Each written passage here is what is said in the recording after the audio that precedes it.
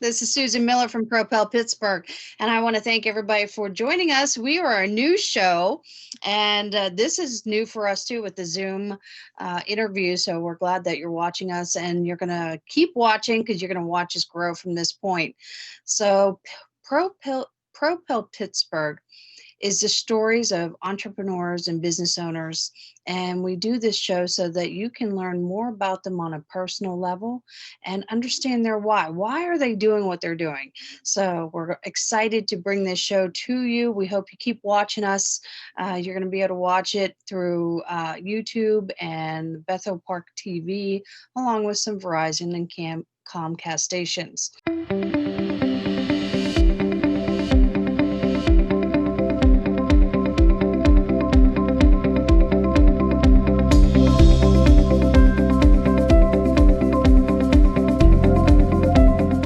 So we're interviewing Melanie Holscher today. And before I lead into all the wonderful things that she's doing, I know her on a personal level. And she has been, we've known each other for years. And then suddenly she's moving down south and has all these new plans and is building a new life, and she's doing great with her business. She's a business performance coach, so she's doing very well with her business and decided to pick up and move in and build this new wonderful life with her parents. And suddenly she gets a diagnosis and so tell us a little bit more about that and lead us into that, because that's going to lead us into all these wonderful things you have done since then. Well, first of all, Susan, thank you so much for having me on, and hello, Pittsburgh. It is Mhm. so good to be back. So yes, I actually did move down to Lake Norman, North Carolina, and I had this beautiful little lake house, and I was going to live in a little bit warmer climate because as much as I love Pittsburgh, it does get a little chilly here. Mhm. And so I wanted to go down to North Carolina for a little while. And I actually can work from anywhere with my business. And I thought, I needed a change in scenery. And that was great until I was diagnosed with cancer. And as soon as I realized that it was probably cancer, I hightailed it back to Pittsburgh, where I had larger support group and my friends, my family, and amazing doctors here in the Pittsburgh area. And that's probably a wise choice, because what our viewers don't know is you were diagnosed with stage 4 ovarian cancer. So on top of getting the diagnosis, which nobody wants to hear that diagnosis, but they told you, I mean, right away, you had to go right into the emergency room, and it was stage 4. So that had to be, give us a little idea of what your feelings were that suddenly you get this diagnosis, but not only did you get it was stage 4. So how did you react to that? Yeah, it was a little touch and Mm. go there for a little while, Susan. I went to the consult, and the doctor, who's an amazing doctor down in West Penn, she said, I'm admitting you now, today, right now." Mhm. And she said, Don't go home, don't do anything now." And I was like, "Really? Now?" So they admitted me into the hospital. I was in West Penn for 2.5 weeks, and they I had a big tumor that was compressing my spinal column. They were very concerned about, and I asked, "Well, what's going to happen to me? Am I going to be okay? How long am I going to live?" And their answer was, at the time they didn't really know, right? But the answer was, "We're going to keep you as comfortable as possible for as long as possible." And that didn't set well with me. I decided never to ask that question again, right? So it was at that moment where I really had to figure out the whole mindset piece of the cancer diagnosis, which is a really challenging thing. And every cancer journey is different. Mine just happened to start with a very long hospital stay where I had a whole lot of time by myself trying to figure all of this out and trying to come to terms with it all. And so I had to finally choose, to adopt a mindset that was, you know what? If one survived, so could I. If none survived, I'll be the first. Mhm. And that happened in the hospital. And then of course you can't make a decision like that once, right? So I had to make that decision over and over and over again every time I would get knocked down, because every cancer journey, I think, has a lot of setbacks. It has a lot of twists and turns and ups and downs. So it's that mindset that can be really challenging, um, on top of everything that's going on with you, with your body physically. Wow. So it was a great decision for you to move back to Pittsburgh at that time because that's where you had a larger concentration of support with your family and friends. But also, um, you had the support of a lot of your colleagues. And to my understanding, those are the skills that you use to get in the right mindset. And so you had this additional support team from your colleagues that kind of kept you in check mentally. Is that correct? I mean, and if that is correct, what were some examples that you faced in your darkest times that your colleagues, those tools that they use to kind of put you in the right mindset? What was an example? So I work with a company called Southwestern Coaching, and we are a sales performance and leadership training company. And so just like in sports, athletes have coaches, right? And coaches bring out the very best in people. And so we found that in coaching with business people, it's the same concept. There's things that, of course, we train people on, with leadership, with selling skills, with all of business skills, but we also hold people accountable, and we help them with the mindset so that they can achieve all of their goals in life as well. So it's a very similar concept with sports as it is with business. What I never figured out, or I didn't think about, was the cancer patient. It's the same principles that we have to build up the right mindset, because we have amazing doctors, especially here in the Pittsburgh area. Mhm. We have incredible doctors, and they're doing amazing things working on our bodies, but it's our responsibility to work on our mind, right? So it was my colleagues, my fellow coaches all over the world, actually, that really came together and would challenge me throughout my battle and keep me working on the right mindset. So you asked for a concrete example. I remember so vividly that I was having a hissy fit. I don't know what else to call that. I was just having a little hissy fit, a little meltdown, because I didn't want to have cancer, and I didn't have time to have cancer. I was busy, and I have a very successful career, and I was loving my life, and I was, living in my lake, and I was having a lot of fun. And all of a sudden I get this cancer diagnosis. I didn't want to have cancer. And I was telling one of my coaches all about that, and she said, "I know." She said, "I didn't want to have cancer either." And I was like, "What, you had cancer?" She said, Mhm. "I sure did." And then she proceeded to tell me her story, and how she was actually thankful, and she used that word, thankful, that she had cancer. And I was like, "Who is thankful for cancer? That can't be right." And she then, with coaching skills that only Angie Moss has, right? She then says to me, "Melanie, what would it take for you to actually be thankful for your cancer?" And I said, "There isn't a world that I would be thankful for cancer." And I was so turned off at that moment. I was like, it could never happen. Mhm. But she planted that seed. And I kept thinking, what would it take for me to be able to actually sincerely say I was thankful for my diagnosis? And quite honestly, that was what preceded, that was what became Becoming Overy Jones, the book. Mm. And together we box the subscription boxes that we send out to cancer patients. And all of that came about because Angie Moss said, what would it take for you to be thankful that you had cancer? Now, Susan, I can honestly say I'm still not there. I'm still not thankful that I had cancer. But I will tell you, there is a silver lining in there and there's joy.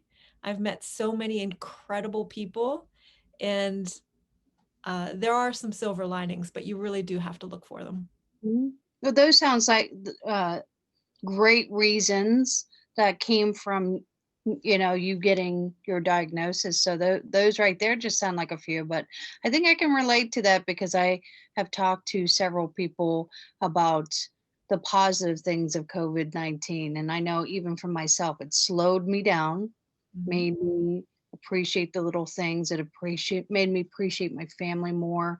I started paying more attention to things that my children were doing I didn't take notice to before. So I can really understand that concept that you're saying. So the positive that comes out of that. Yeah. Um, And I'm glad you say that, Susan, because really, this whole thing that the whole world has been through this year, 2020, is sort of like a cancer diagnosis or what that feels like, because there was so much uncertainty this year. We have to social distance, and those are some of the things that a cancer patient goes through, mhm, because of course their immune system is compromised, so they can't really go out and socialize too much. They have to, be protective of themselves. Their future is very uncertain. So there is some similarities there. So I think the whole world got a little bit of an understanding maybe of mhm. what it's like to get a diagnosis like that. Wow. Wow, that's exciting. So you now get this diagnosis. You have this great support team with your family and friends. You have your colleagues that are using the tools that you mentioned in your book called Becoming Overy Jones, and they are keeping you at your best. So you are at the best mindset and being the warrior that you need to be for the fight of your life. And as you go through this journey, some things started to develop from that, the positive things that you were talking about. And some of those were this we boxed together. Tell us more about that. So it's Together We Box. Oh, I'm And sorry. nope, you're fine. So I will say that even though I had an amazing group of coaches that were just incredible. And I have amazing family. I still have my parents. I have just incredible friends and family. Uh, Everybody has a life, right? And so everybody had to get back to their life, and nobody can be in your head 24/7. So there's still, even though, I had an amazing support group, I was still in my head 24/7. I still had to do the work myself for developing that mindset. And there are still very dark times, times of uncertainty, times of pain. And so there are things that everybody can do, even if they're, clinging to their sheets. There are still things that we can do to try and develop a positive mindset. And those dark times, to just make those just a little bit easier. That's what the whole goal is with the subscription boxes. So we are actually on a mission to change the way the cancer battle is fought by strengthening the mindset through our monthly subscription boxes, through the book Becoming Overy Jones, through our online resources, through platforms like yours, where we can share not just my story, but stories of all of the people that I call the Overy Jones Society, Mhm. other fighters that have that moxie to keep on going when when it's challenging. And sometimes, even if it's just putting a little bit of a smile on somebody's face when they get a box and enjoy the gifts in there, and they're encouraged by some of the inspiration that's in there. That's what it's all about, truly. That's so so I'm excited about this idea that you have with this care package that comes. And it's a monthly subscription, and inside are little gifts, tokens, of inspiration, hope, Yep. um, which can prove valuable when that support team isn't there all the time. They Mhm. can resort to these little gifts or these little tokens, or focus in on those items to encourage them to change their mindset. So this is again a monthly subscription that Mhm. someone can order, or someone can order it for someone that's going through that. Correct? Yeah, so the journey's long. And like I said, people get back to their lives. And even though I had amazing people, there's still those times where you're in your head and you're alone. And so it's meant to give actionable hope, suggestions, ideas, things that you can be doing even if you're by yourself to strengthen your mindset. But the gifts are really lovely. They're amazing. They're, any woman would love uh, Mhm. to get, we all love getting pampered a little bit. So we have luxury spa items, we have inspirational jewelry, we have all kinds of incredible, fun things to look forward to every month. And but most importantly, it's the actionable hope and the encouragement and the things that we pack in there. We pack them with courage, we pack them with inspiration, we pack those boxes with hope and with love so that the fighter that you love knows that you're thinking about her every single month and you're with her every step of the way throughout her battle. Yeah. Wow. And so it's nice to probably get that care package and have it paired up with the book that you wrote called Becoming Overy Jones. And I'm going to hold it up for our viewers so that they can take a look at it, because it is a beautiful cover. Thank And you. I understand that you helped to design that cover too. But Well, becoming I don't know that I really designed it per se, Mhm. but it was kind of going back and forth with the publishing company, my artistic idea of what I wanted to convey, and then they gave me some drawings initially, and I was like, eh. And so we kind of went back and forth until they came out with that, and I said, oh yes, that's the one for That's sure. very beautiful, by the way. When I see the cover, I see beautiful things from within. So I hope that's what you're trying to hit, because that's what I see. I see someone beautiful and all those beautiful things within her. So the book itself also, of course, tells about your journey and gives some insight on what you gave through. But I think the most important thing is how the tools that you used to change your mindset so that you did become that warrior, that Ovary Jones. And I'm going to ask you next, what exactly who is Ovary Jones?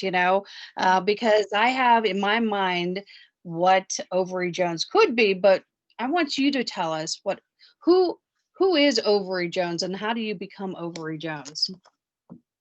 Absolutely. So the book actually there's a signed copy in the first box. So the first box is actually the original Hope box.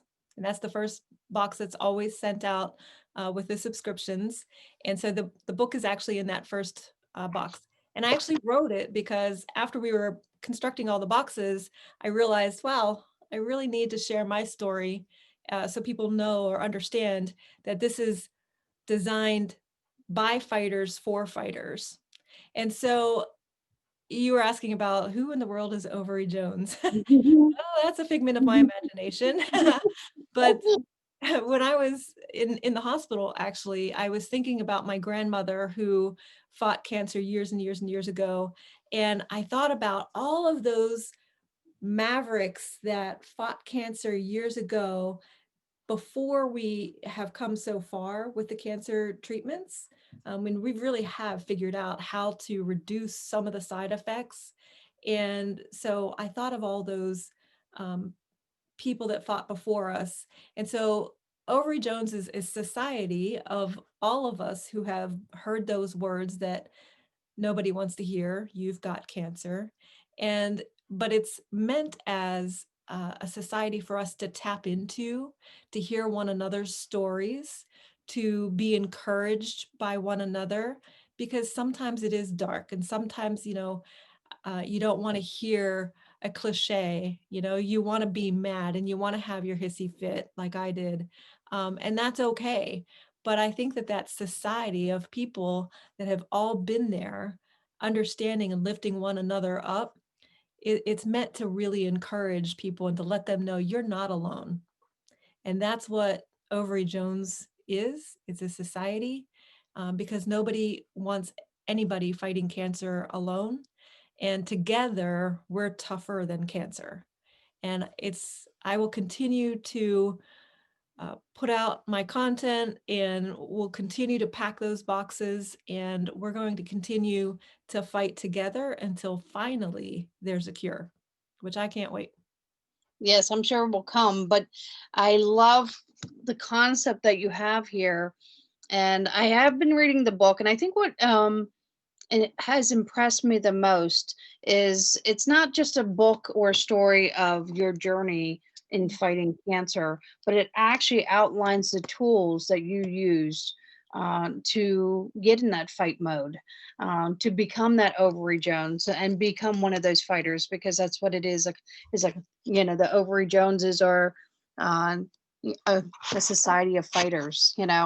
So, and I think what impressed me most about your book is that the tools that you outline in this book really could be applied to any challenge that a person faces. So cancer is just one of them, and because it really is about changing the mindset. So that's what I was most impressed with the book. And I encourage everybody to pick up the book and read it, because no matter what your challenge is in life, you can apply the tools that she's outlining to whatever you're facing, and you're going to overcome it, um, because you're going to use the tools that are clearly outlined. There's actionable hope within the book, but it's also you become associated with all those Ovary Joneses. So I love that concept.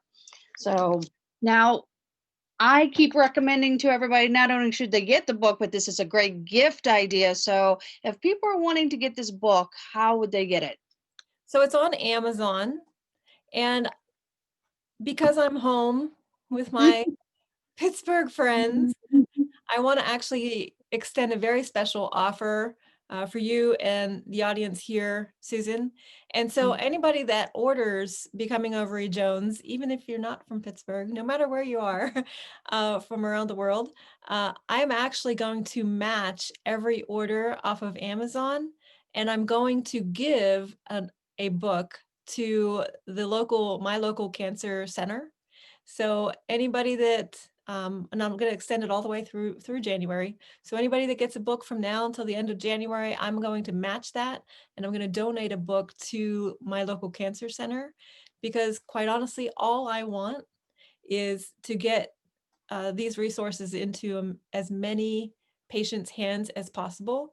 And so I need your help in doing that. So anybody that's listening that has any platforms that can help me get this message out, I would certainly appreciate it. Um, but yeah, that's what I'm going to do for your audience, Susan.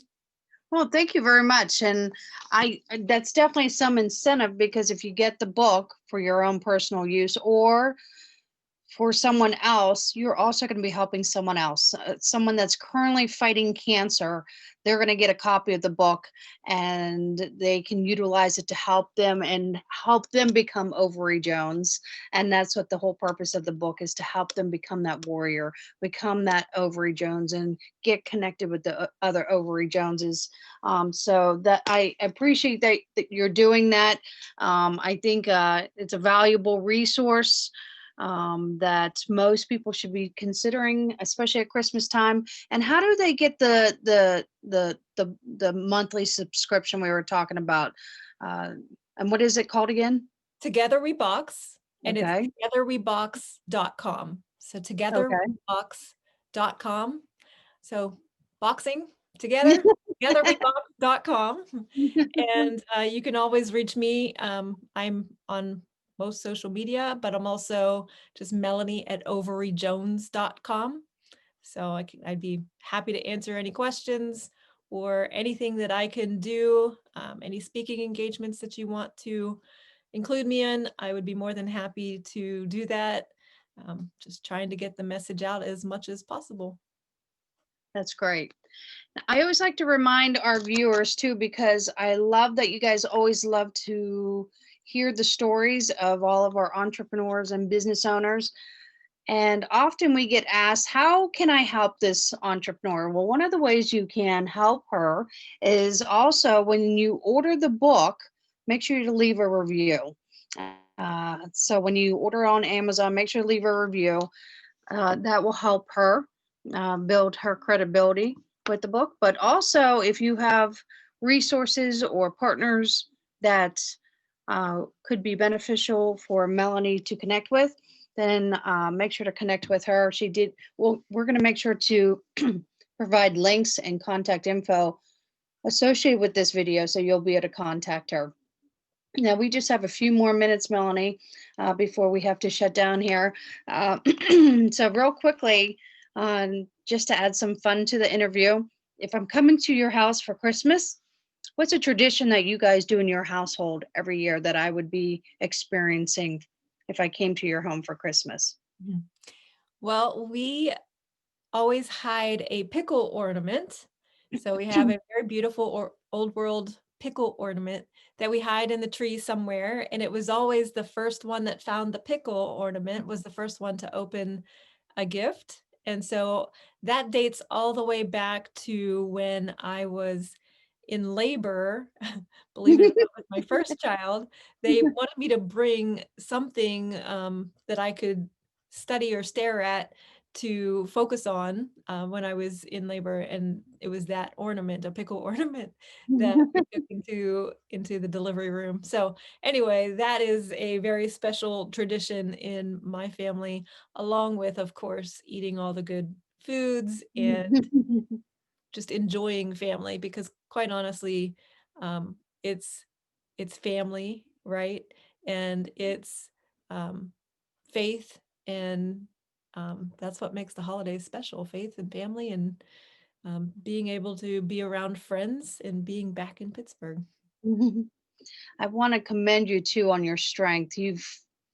You're such an inspiration to so many people to be able to beat stage 4 cancer, to share your story, which is unusual for you because I know you on a personal level and you're not a very public person. So to put yourself out there to share your story for the purpose of others benefiting from your story, learning from your story, taking away information that they can use to developing the care package, Together We Box, and the book.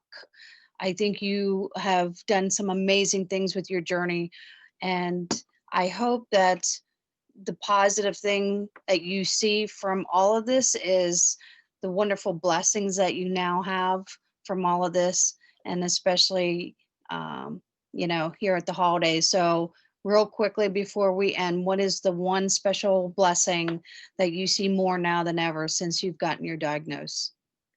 Well, Susan, I can honestly say that it's only by the grace of God that I'm here, obviously, right? And every time we open up our eyes, we are a survivor. So you've made it through 100% of the hardest days of your life, just as I have. And every time we all open our eyes, we've survived another day. It's a gift. So every day is a gift, and we get to find the joy in it. And I really think that the best gift that I got through all of this is learning to find joy and peace, even in the most challenging times of our life. Because this isn't a dress rehearsal, right? You've heard that saying said Mhm. many times. We only get one shot at this. And so I don't want to wait to be happy until I'm perfectly healthy. I don't want to wait to find joy until I'm past this period of my life or through that trial or whatever. Mhm. So I think it's just finding joy in every day. And I'm not really the hero here. Literally, I am here by the grace of God, and I'm going to live every day as the gift that it is. Wow, that's amazing. Amazing. Thank you so much for coming on the show, Melanie. And you have an amazing story. I'm humbled I had the chance to help share it. And we're going to make sure to share some links associated with this video with your interview so that we can help to get the information out about what you're doing and how you're helping others through your story and your journey. And giving the tools that you use to help others so that they can become their own Overy Jones. So thank you again for coming on the show and allowing me to interview you. And everybody make sure to share the links too. When you watch the show, the more people we get to watch this interview, the more we can spread the word. So make sure to share the interview with other people that you feel that might benefit. Thank you again, and thanks Thank for you, coming on the Susan. show. Thank you, Pittsburgh, for welcoming me home.